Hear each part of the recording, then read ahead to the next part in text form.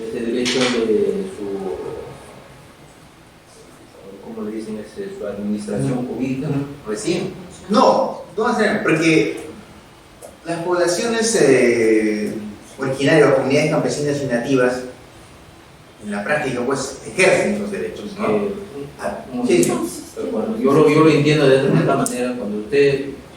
Cuando empezó con la subordinación de la política expansionista, ahí es donde la población, toda la población, ¿no?, pierde, ¿no? Parece uso y posesión y la propiedad, ya uso colectivo que ellos pues tenían, ¿no? Claro, entonces. pero lo tenían todavía, claro. Y actualmente lo tienen, pero lo que hace es, claro, el convenio lo que hace es refuerza el derecho. Literalmente ya recupera. Exacto.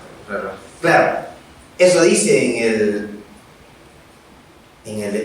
¿no?, a nivel positivo. Ahora hay que ver a nivel fáctico, real, si lo que dice la ley y el convenio se cumple en la práctica. Y si ustedes seguramente vamos a la práctica, no se cumple. Entonces todavía falta mucho por avanzar. Ya tenemos la ley, ya tenemos el convenio, ya tenemos el reglamento, ya tenemos hasta un Ministerio de Cultura. Pero ¿en qué medida se está efectivizando este derecho que ya está en? Ahorita usted me va a entender mejor con él. Estaría bueno que un análisis del convenio 169 se articule en los estatutos de la comunidad. Claro, más que articularse, recordemos que las comunidades tienen autonomía comunal. Entonces, pero es un instrumento jurídico. Es decir, cuando yo, población, comunidad campesina, me siento vulnerado, puedo recurrir al convenio 169 y en función del convenio 169 exigir un conjunto de derechos que tienen que respetar tanto el Estado como la empresa, pero sobre todo el Estado, ¿no? Porque el Estado determina las condiciones, como dice el artículo, ¿no? El artículo del capítulo económico, ¿qué es lo que dice? Que el Estado tiene predominio sobre los recursos naturales, renovables y no renovables. Y sobre esa prerrogativa, el Estado determina bajo qué facultades o bajo qué mecanismos se otorga el sistema de aprovechamiento sostenible de esos recursos naturales, ¿no? ¿Y cuál es el sistema que conocemos por excelencia? El sistema de concesiones. Concesiones mineras, hidroeléctricas, etc. ¿Estamos? Entonces, ¿ahí qué aplica el Estado? El sistema dominial. ¿Y qué es el sistema dominial? No es un antecedente que se copia de la legislación española y que viene de la época virreinal, en el cual quien ejerce el dominio sobre los recursos naturales es el Estado. Y en mérito a ese dominio de ejercer sobre los recursos naturales, ya sean renovables, no renovables, ríos, árboles, etc., determina bajo qué condiciones yo les otorgo a un tercero para que éste aproveche sosteniblemente. Y a ese sistema se llama concesiones. Entonces, una concesión minera es un mecanismo por el cual, primero es un acto administrativo, una resolución administrativa, mediante el cual el Estado le otorga una determinada cantidad de cuadrículas ¿a quién? A un privado, a un inversionista, para que aproveche. Pero si esos recursos naturales están dentro de una comunidad, ¿afecta o no afecta a la comunidad? Afecta. Entonces, sobre esa afectación, el convenio pretende proteger. No pretende, protege. ¿Qué pretende? Entonces, ¿cuál es el marco institucional o los dos principios? Para empezar, el convenio es un tratado internacional, ya lo hemos hablado, ¿no? Es un tratado internacional y como tratado internacional regula un conjunto de derechos y obligaciones sobre poblaciones indígenas, ¿no? Ya. Una vez que yo regulo ciertos derechos sobre poblaciones indígenas, lo que tengo que hacer es, a partir de ahí, cómo voy a efectivizar ese derecho, ¿no? Y cómo eso, en este caso concreto, en esta relación, cómo entra a tallar el convenio. Anteriormente se desconocía eso. Ahora, dentro del ¿qué es el convenio? Dentro del convenio, ¿qué vamos a encontrar? Principios, ¿no? Y esos principios son principios de gobernanza democrática. ¿Y cuáles son los principios o piezas angulares que sostienen al convenio? ¿Sobre qué se basa? ¿Cuál es la columna vertebral del convenio? Consulta previa y participación. ¿Estamos? ¿Estamos? ¿Hasta ahí? Ese es el mecanismo que se usa, ¿no? Exacto. Pero de todas maneras, pues, las comunidades campesinas, ojo, aquí creo que va un poco más desde la filosofía ya. Creo que por existencia, el tiempo le debe determinar el mayor uso y posición de los recursos ahí. ¿Sí? Claro. Entonces, eso no resta en ningún principio. Es que, imagínense, si sacar el convenio ha sido difícil, imagínense reconocer eso, lo que usted me está diciendo. Claro, ese sería un Eso mejor es principio que- para que un estatuto de una comunidad Eso ya- quiera, ¿no? Y haga respetar donde dice, ¿no? Pero haciendo las interpretaciones, recurriendo a la Corte Interamericana de Derechos Humanos, a la jurisprudencia internacional en materia de derechos de pueblos indígenas, podemos llegar a eso, pero interpretando y a razón y a la luz del derecho internacional de derechos de los pueblos indígenas. Es decir, todo el Código Civil, el Código Penal, tendríamos que dar, entonces, deshacerlo, y todo el convenio, o sea, todo el derecho de los pueblos indígenas tiene que introducirse y reintroducirse o reimplantarse un nuevo. Pero eso no es fácil. Eso es lo que pasa también cuando hacen el estudio de impacto ambiental, donde dicen cuando hacen el estudio de impacto ambiental en varias para el conjunto multidisciplinario, no reconocen, por ejemplo, un bien jurídico que tiene una comunidad, ¿no? Sencillamente dicen, no, este es Claro, un uso. ¿por qué? Porque justamente no lo valoran, claro, no lo valoran por existencia, sino por uso, Claro. por necesidad, Claro. uso social de mercado. Exacto. Entonces, ¿Por qué? ya- Porque está ahí, está primando el modelo económico, el mercado y la constitución. Entonces nosotros no estamos, o sea, eso es lo que se quiere discutir, ¿no? Claro. Sí, un poco que yo lo siento compañero, la preocupación de que debe primar el estatuto. Tenemos que tener muchísimo cuidado, porque nosotros hay un ordenamiento jurídico. Dentro de ese ordenamiento jurídico, la ley,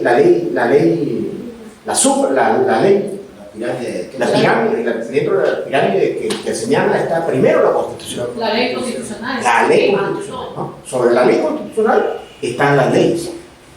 Y sobre esa ley, porque hay una ley de comunidad campesina. pero si la ley no favorece a las comunidades, Por eso. entonces no Entonces, se puede y sobre eso, ¿qué hacemos con la ley? tiene que establecerse el estatuto y su reglamento.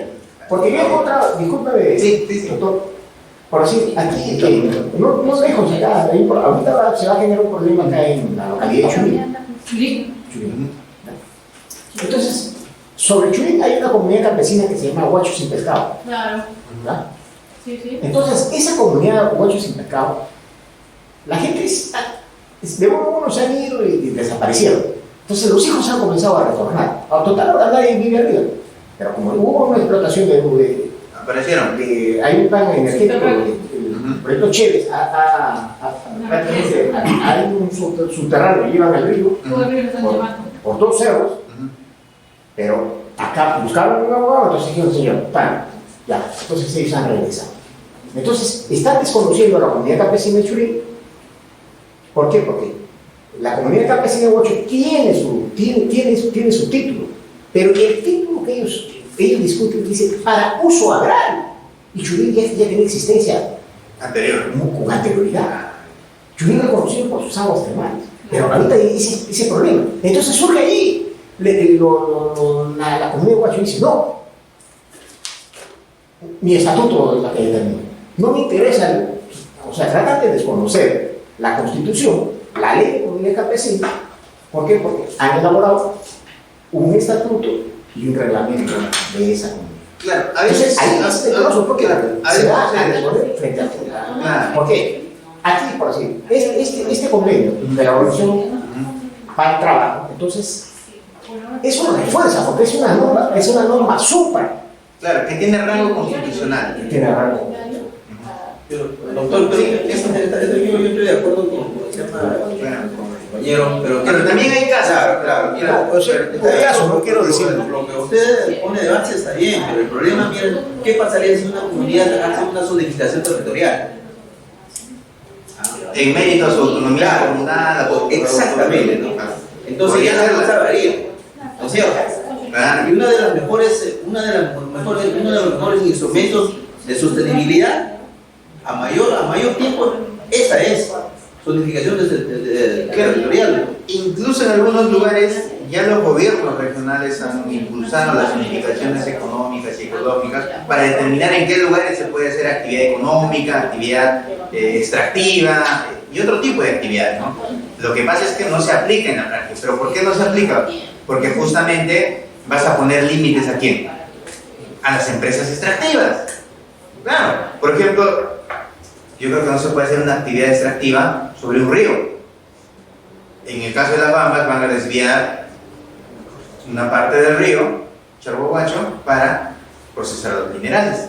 En las alturas, como son sobre los 4.000, 5.000 metros, hay cabeceras, o sea, centros ojos de agua. Estos son centros de captación de recursos hídricos. ¿Qué están haciendo? Han puesto pequeños reservorios y toda una laguna artificial. Entonces, ahí vas a poner en peligro ¿qué cosa? ¿Cuál es la característica fundamental de las comunidades campesinas y nativas? Preservar todo el sistema de ecosistema. ¿Por qué a las comunidades campesinas y nativas se les reconoce el derecho a las tierras o territorios? O sea, ¿por qué? Porque a lo largo de la historia han desarrollado una relación especial y esa relación ha estado íntimamente ligada ¿con qué? Con su río, con su hábitat, con su bosque, con sus recursos naturales.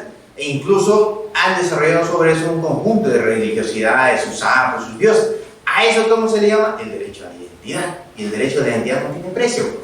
Entonces, eso se tiene que también reconocer y eso pretende el convenio, reconoce el convenio, ¿no? Obviamente no en su totalidad, porque recordamos que el convenio es una declaración de principios, ¿no? Y esos principios tienen que, con una adecuada y correcta política normativa, se tienen que adecuar a cada realidad de cada país y aplicarse. Y eso es una tarea ardua y difícil, pues. Si ahorita mismo estamos, miren los casos que estamos viendo de conflictos sociales, actividades extractivas, y en muchos lugares ni se habla de consulta previa, o el Estado cuando va a aplicar lo que hace es sacarle la vuelta a la consulta previa. Eso es lo que hace, ¿no? Entonces, la idea es desarrollar acá ese marco normativo y ustedes cuando vayan a vean un caso concreto, de repente, ¿no?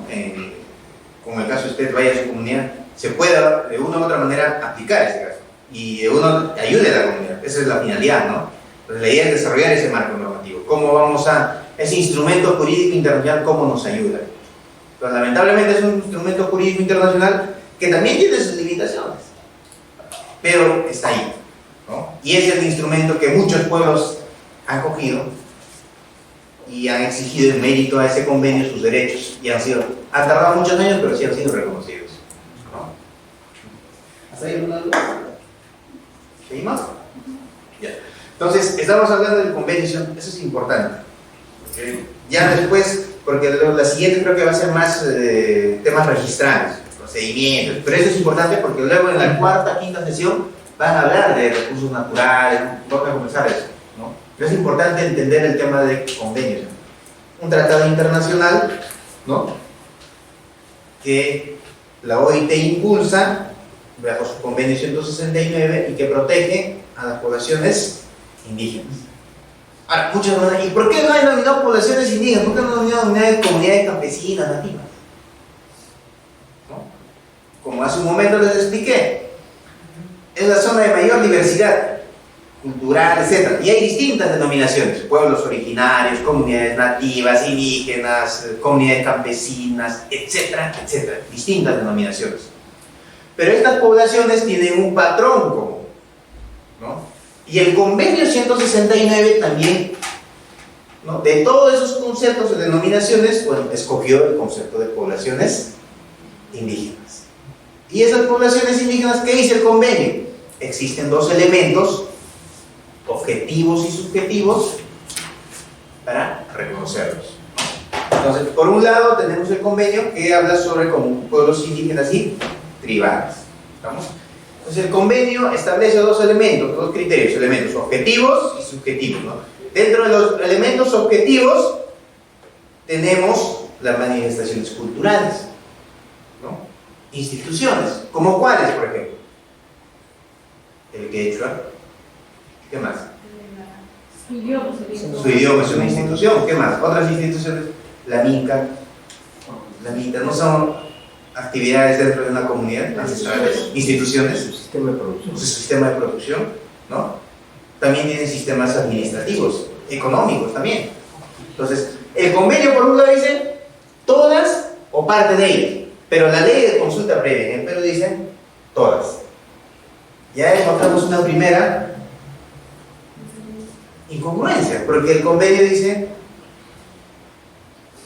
todas o parte de ellas, y la ley dice todas. Entonces, ya le están sacando la vuelta, ya le están sacando la vuelta. El convenio dice todas, dice. Si no tiene todas, ya no lo consideran como Ya no, la ley, eso es lo que dice la ley, pero el convenio. Pero ahí tendríamos que ir el convenio de al mayor convenio, ¿no? A un principio de primacía de por superioridad. superioridad. Exacto. Pero ya encontramos una primera incoherencia, ¿no? Entonces, ¿qué más? A nivel de elementos subjetivos dice el criterio de autorreconocimiento. Es decir, yo me autorreconozco como población originaria o indígena.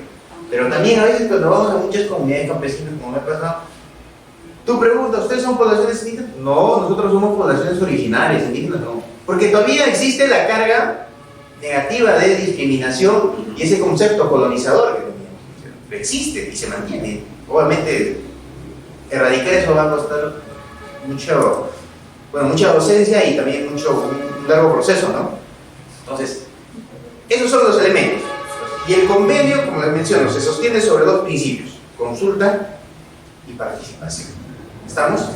¿Qué es la consulta? ¿Qué es la consulta previa?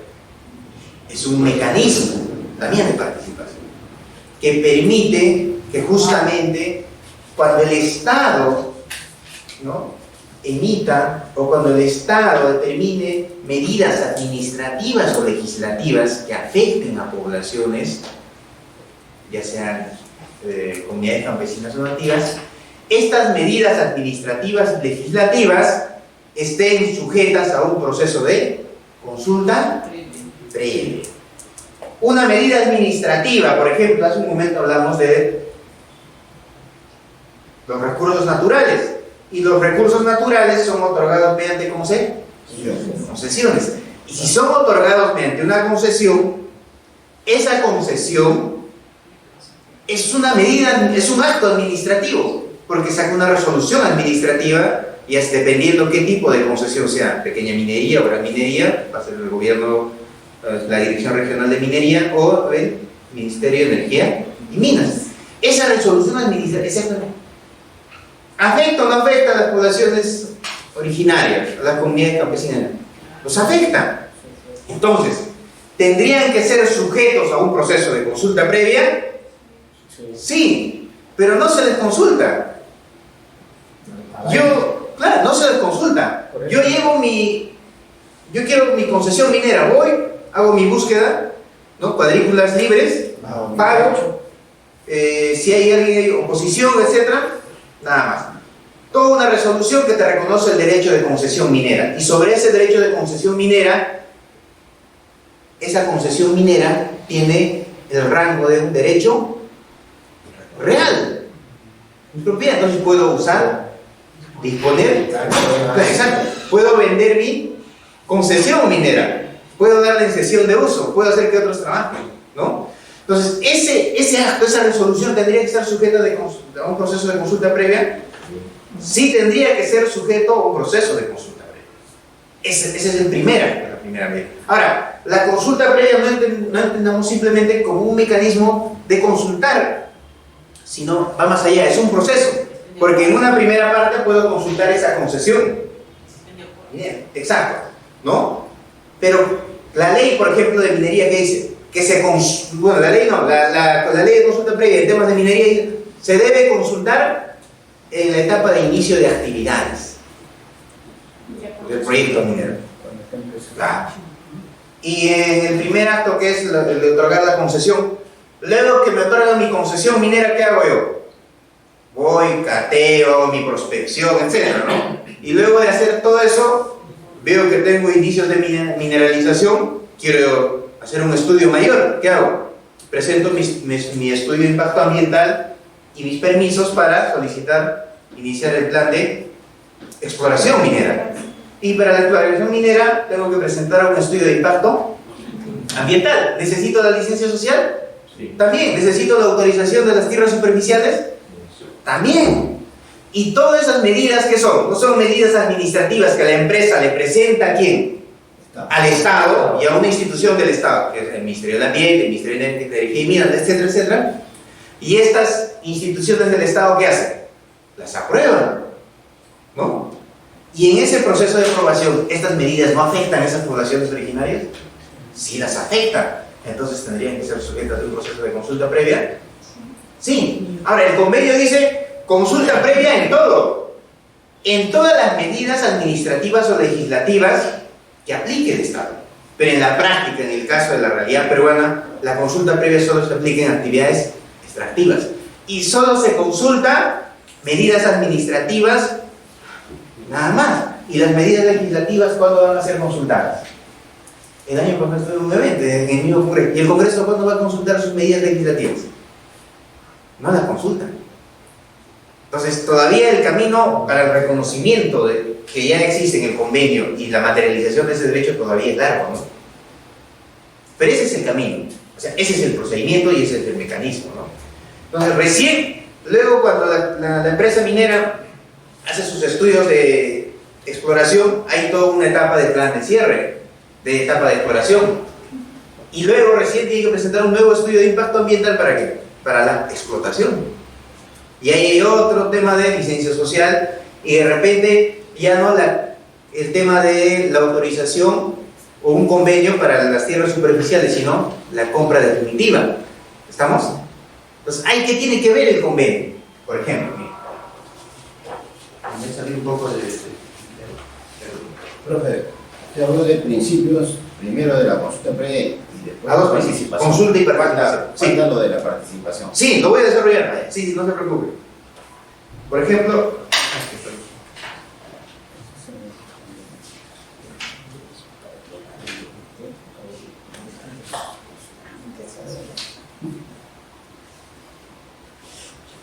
el artículo 15 del convenio, a ver, los derechos de los pueblos interesados a los recursos naturales existentes en sus tierras deberán protegerse especialmente.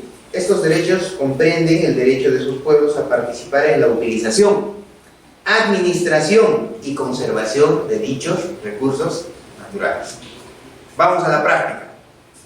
Las Bambas, la comunidad está participando en la utilización, administración y conservación de dichos recursos. Utilización, no utilidad, ¿no? ¿Qué más? En caso de que pertenezca al Estado, la propiedad de los minerales o de los recursos del subsuelo o tengan derechos sobre otros recursos, en caso de que pertenezca al Estado, como en el caso nuestro, ¿no? En el caso nuestro, ¿quién tiene predominio sobre los recursos naturales? El Estado. Existentes en las tierras, los gobiernos deberán establecer o mantener procedimientos con miras a consultar a los pueblos interesados a fin de determinar